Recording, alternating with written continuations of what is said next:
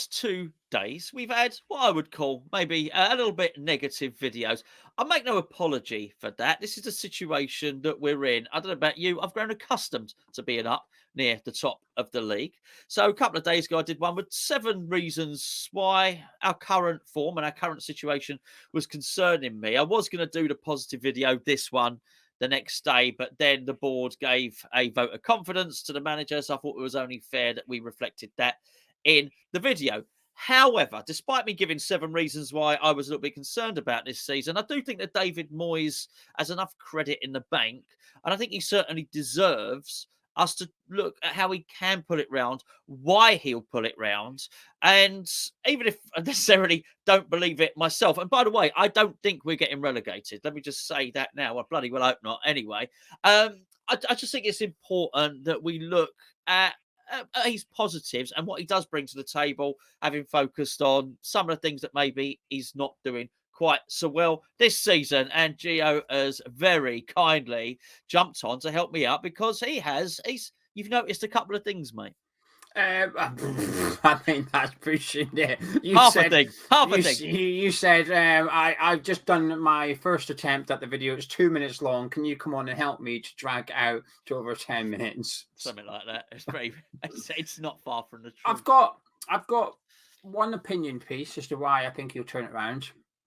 And it's quite a strong one, actually. I do feel quite strongly about it. Then I've got another one, which is removing all emotion, all opinion, and I'm going straight to stats. And this won't be for everybody, so I'm going to do that one towards the end of the video, if you don't mind. Okay. Tell me your first one, then I'm going to read out.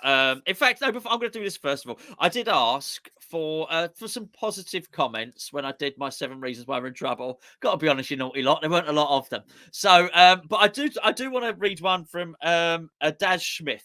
Now, thank you very much for writing this, Daz. Daz has said we lost to City. That was really to be expected. We lost to Forest. It was a missed penalty, hit the post. We were unlucky. We did have a lot of chances against Forest. He said we lost to Brighton, no change there. We do usually do that. He said we beat Villa, but they're very poor too. We drew against Spurs, which is a good result. We lost to Chelsea, but we were very, very unlucky. We then lost to Everton. They're poor like us. It could have gone either way. He said, I think there's a case that we are victims of bad luck, poor performance and form. Unfortunately, all 3 have just come at once. Hang in there, lads. We'll be fine either way, with or without Moyes. Don't worry about the last bit. We'll be fine either way. Thank you, Daz, for writing that. It was 298 comments on that video. And Gio will tell you, us scrolling through when we were like, hold on, it's here somewhere. Where's that positive one? Thank you, Daz. Can I just say one thing about that comment that was funny? Yeah. He's not actually said why Moyes will turn it around or anything like that. He's just read out the results and left it there. Like that is true. But there's no, don't worry, this is what's happening, or Moyes is doing this and this is good. It's like, well, we were a bit unlucky. Which, I mean, he's not wrong. We were a bit unlucky, and that's what the stats cover later on. Yeah, well, I think it was an oasis in a desert, that comment, but I thank you very much, Des. So have you got any reasons, or do you want me to kick it off?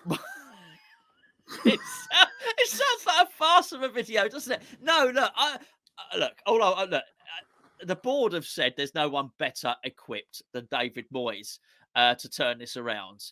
And actually, I get that. I do understand that. And I think particularly even at West Ham, in terms of saving us from relegation, he's done it twice before. I also think that actually our players are so much better than a relegation type team. I think one of the big things you also encounter with relegation teams is that they have an inability to score goals. Now, granted, this season we don't look too healthy. As I'm undermining my own argument here, aren't I? Oh, dearie me, this is meant to fill you lot with joy and confidence that we're going to be fine this season. Look, we have a lot of players that can score goals in our team, and I think that will come. Also, David Moyes at some point is going to ditch whatever he's doing, this experiment, and go back to basics. A lot of the complaint, I think, has been over the last little while that that teams have sussed us out and that teams now defend and they're scared of us so they don't attack us. Make no mistake about it. Another 3 or 4 wins and teams are not going to be scared of us anymore. They're going to be attacking us and we'll be able to counter-attack again. And that's about as good as I've got. But before we hear from Geo, may I please point you in a direction of this video sponsor, which is Spitch. Now, Spitch, you know this already by now, is a fantasy football app. But I know what you're thinking. We can't play fantasy football at the moment, Gonzo, because there is no football. No, not true, because Spitch will allow you to play fantasy football in the international game, because we've got a lot of international games coming up at the moment. As always with Spitch, there are free-to-play games and there are games with prize pools. If you don't want to get involved in international games, then join up anywhere, and you can join myself and Geo in our Hammers Chat Mini League. I'm probably going to pop that up to cover Geo's face right now. His face, well, his real face is not there. A cartoon version of Geo's face is right there. The Hammers Chat Mini League is a wonderful thing to join. Basically, you can battle it out with myself and Geo and all the other Hammers chatterers on a weekly basis. It doesn't matter if you've missed all the previous game weeks. Don't worry about it, because it starts afresh every week. And if you want to overspend and make a team of Galacticos, no one's going to tell you off and tell you not to. One thing to remember, it is 18 and above, because there is a gambling element. Please use the link below. They'll know you've come from Hammers Chat. Geo, tell me why we're going to qualify for the Champions League this season. Well, my strong opinion, one, is Moyes needs to trust the new signings. That's something I feel that we've seen it in the past. A prime example is when he returned after Pellegrini. Fornals, who was the best player under Pellegrini, was removed from the team because Moyes didn't know who he was. Out the team, he goes Sunshine. He continued to struggle. Fornals come back into the team, perform well, and now he's one of David Moyes' most trusted players. And once you build up that trust with Moyes, he will use you. And I think the new signings like Cornet, like Scamacca, like Paqueta, Emerson, once Moyes has realised that actually they do work for me, he will use them a lot more often than not. And it doesn't necessarily mean he will pick them and only play them. We've seen it with Lanzini. He trusts Lanzini to some extent. Fornals and Benrahma, often last season, he would interchange. One would miss out, two would play. But he would chop and change them happily because he trusted all three of them. He didn't mind he didn't mind. But he would happily put one on the bench and play the other two. And I think we'll get a bit like that as the season goes on and he gets more used to using these players and trusting these players. I think we'll see more from Cornet and Scamacca. And that will eventually have the domino effect, which is, well, Bowen is no longer undroppable because I know Cornet can go on and do his job.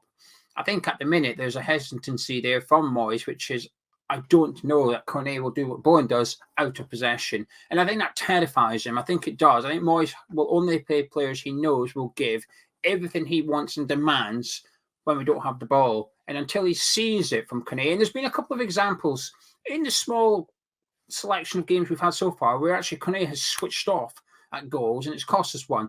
At home to Viborg, Bowen went off, Cornet went on the right. A minute later, they ran down that side, crossed it and scored a goal. Chelsea for the winner. Cornet stood there just watching. Soufal's doubled up on down that side. You can see it when you watch the goal back. Cornet stood there just watching it happen. Things like that. It takes a lot for Moyes to get over stuff like that, but he will get there eventually. I think when he does, you'll see them being played a lot more.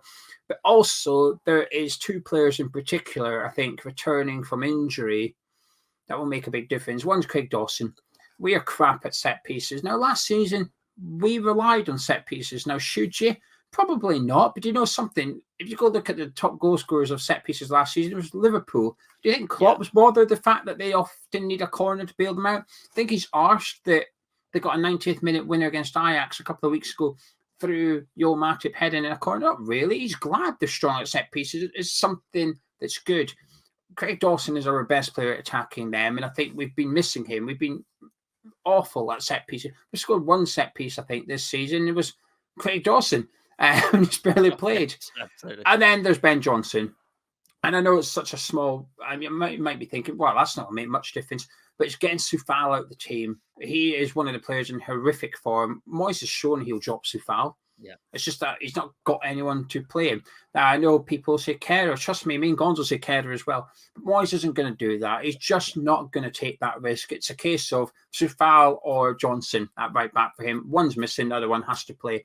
So once Johnson's back as well, it just frees up the options at right back. But like I said, I think the biggest thing for me is Moyes trusting the players. And I was going to say it, then I wasn't, but I'm just going to say it lastly.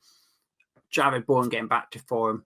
I think Moyes is not wrong when he said he's getting better. I think he is improving bit by bit. He's still not in form. He still deserves to be dropped. But I guess eventually he will hopefully go back to the player he was last season. And that brings goals, that brings assists, that brings what we were missing in that final third.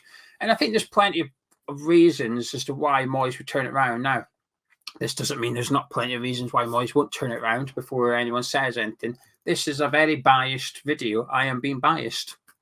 Yeah, absolutely. I'm actually thinking of the title now because I did the other day 7 reasons why.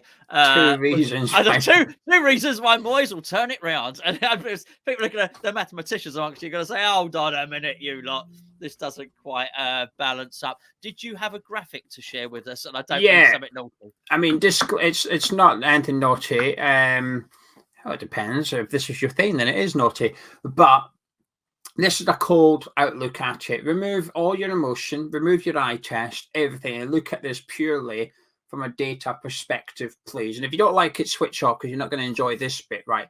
Let me talk you through it. This is the Premier League XG points for the season so far. So this is how they calculate goals you should have scored and goals you should have conceded throughout the season so far. And basically, you get an XG scoreline at the end of the game. And then they equate that to points, so on and so forth. Now, as you can see there, West Ham are second bottom. You can see our real position, which is the second column in from the right-hand side, which is we're 18th in the league. However, on the final column is your XG position, which puts West Ham 8th in the Premier League. Now, this is based on the fact that we're just not scoring goals, but we should be. They think we should have 11 points on board at this point, which is the column right down the middle, but we've only got 4. So we're missing 7 points essentially, which is greater than anybody else on that chart, as you can see. And the reason for that is for what you said at the very start. Against Forest, we should have had 2 or 3 goals. XG would have had us winning that game. Against Chelsea, we should have got something from that game. Now, I know it's not